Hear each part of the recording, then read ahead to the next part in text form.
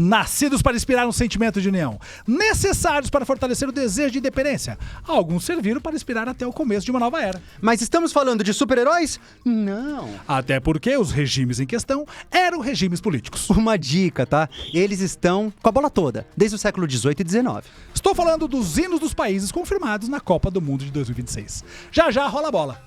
E hoje nós entramos nas nossas quartas de final, vulgo 8º episódio. O nome da nossa série, Noslen? Na trilha dos craques, o momento em que você conhece melhor o hino de 20 países que participam do maior torneio futebolístico do mundo. É isso, e ainda aprende sobre cada nação. Para isso, comigo eu tenho o Walter Sola. Mais do que um professor de história, é um homem que é um fera no campo do saber e da bola. Eu jogo muito, só não pode ser valendo.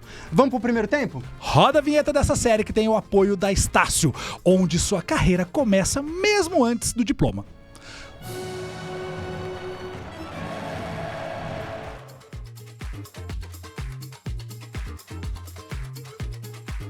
No último episódio, Vocês assistiram? assistam. A gente falou de países que têm hinos bem antigos. É, mas hoje a gente escolheu 2 nações que têm mais de um hino. Não dá confusão isso? Escócia é o foco inicial desse primeiro tempo. Que é o outro lado da situação do segundo tempo do episódio anterior. Como é que é isso? É assim, ó. Lembra que o hino da Inglaterra, ele surge quando o país estava sendo invadido? 1745 pelos jacobitas. Então, a maioria dos jacobitas, eles eram escoceses. Eram eles que queriam retomar a Inglaterra para que ela voltasse a ser uma monarquia católica, Noslen. E foram liderados pelo Charles Edward Stuart. Põe aí na foto o Cadu. Olha aí, Olha lá o estilo dele. Olha aí, que figura, hein? Tá maluco. Foi ele que liderou o levante escocês que quase invadiu Londres e pôs medo no Jorjão II. Distância Escócia-Inglaterra. Mapa na tela, por favor. Olha lá. A Escócia no norte, Scotland em rosa, e a Inglaterra mais ao sul, azul escura. E tudo isso aí colorido é o Reino Unido, com exceção daquele cinza à esquerda ali, que é a Irlanda, um país independente. Exato. E a Escócia foi um país independente do ano 803, que é marco da sua fundação lá no meio da Idade Média, até 1603, quando a Rainha Elizabeth I morre sem deixar filhos e tudo precisa ser unificado. Ou seja, a Escócia tem o dobro de tempo como país livre de que como país subordinado. E essa é uma das explicações possíveis para a Escócia ter 2 hinos, para reforçar o sentimento nacionalista, sabe? Porque ela tá muito perto da sua metrópole e, ao mesmo tempo, é subordinada. É uma história totalmente diferente da Nova Zelândia, que estava lá longe.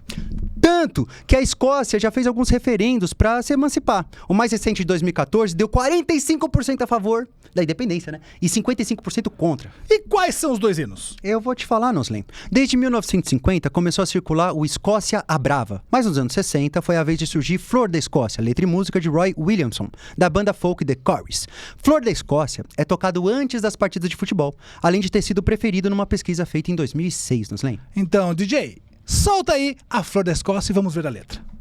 Olha que interessante esse nosso hino aqui. Ele fala o seguinte, ó. Ó Flor da Escócia, quando veremos alguém como você novamente. Então, ele traz aqui uma ideia de história, ele traz a ideia do nacionalismo para a Escócia. E mais ainda, essa Escócia que tem uma linguagem mais simples. Percebe que esse hino aqui, ele tem uma linguagem mais moderna, próxima da nossa, certo? Porque ele é um hino mais moderno. O hino da Inglaterra é lá de trás, é bem antigo, é medieval. Aqui não, é uma linguagem mais acessível para todo mundo, é mais fácil de entender. E isso também conquista mais o próprio povo para poder fazer esse hino. Olha o que ele fala. Ele fala sobre resistência contra a própria Inglaterra medieval. Ele traz aí a imagem heróica dessa Escócia, como sendo realmente um herói nessa batalha diante da Inglaterra. Eu gostei da metáfora com a flor, sabe? Isso, e olha só. É delicado, mas é forte também. É forte, e ele faz o seguinte, uma coisa muito legal, ele traz uma nostalgia, olha só. Esses dias já se foram e no passado devem permanecer. Então ele tem uma melancolia, uma nostalgia, trazendo para dentro dessa realidade. E olha que interessante, esse hino é referência da letra A Vitória dos Escoceses sob a liderança de Robert de Bruce sobre Eduardo II da Inglaterra. Olha lá, um olhando pra cara do outro, Noslen. Será que vamos brigar de novo? Tempo, parou.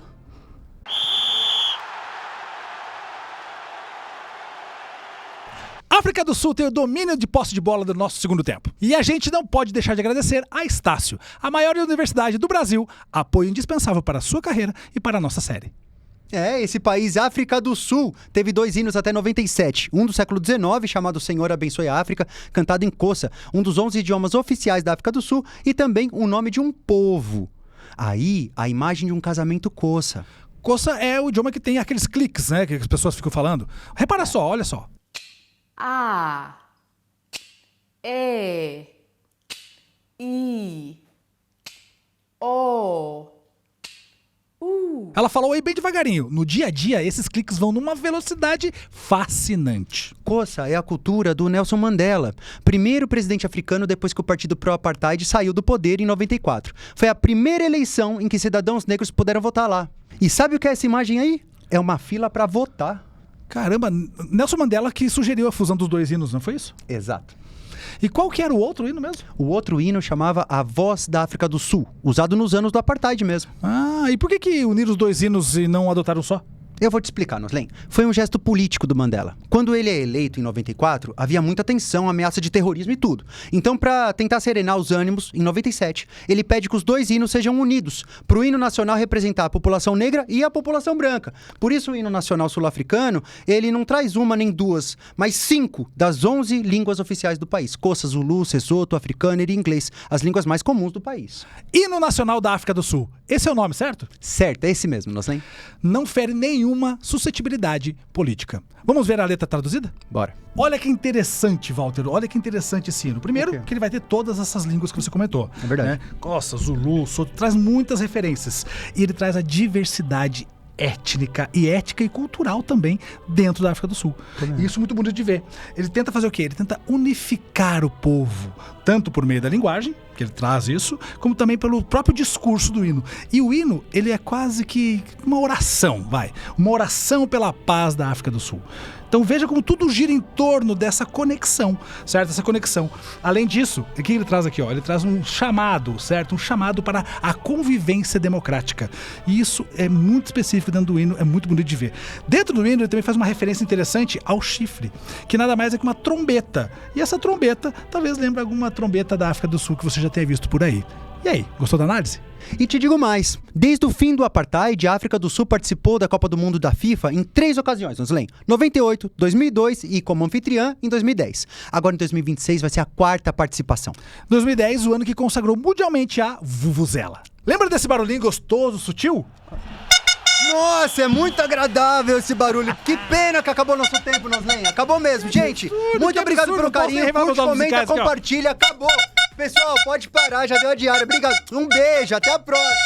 Nossa Senhora.